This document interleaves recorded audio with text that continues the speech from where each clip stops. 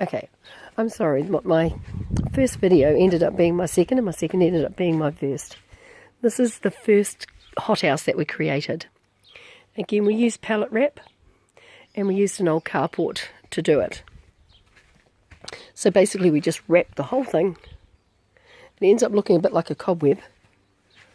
My husband made a door for it, and I grow everything in here. This was our first attempt. So what I had was all my gardens were nice and low, as you can see. Unfortunately, I'm getting older and I'm struggling to get down.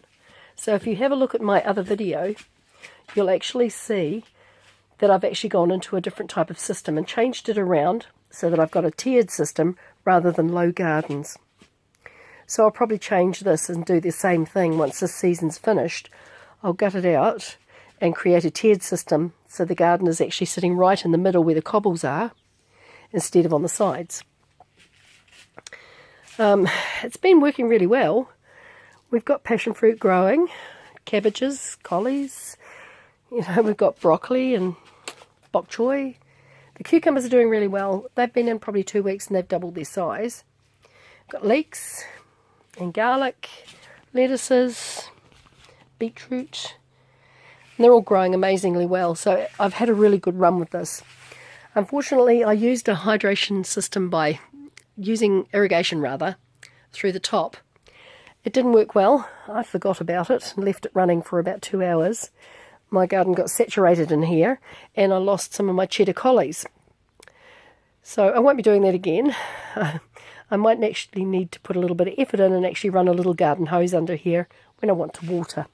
It doesn't take a lot of water, and the roof is, I don't know whether you can see that, but the roof gets all the condensation on the top and actually drops it straight down into the garden, which is brilliant. So it'll be probably about 4 days, 5 days before I have to water it again.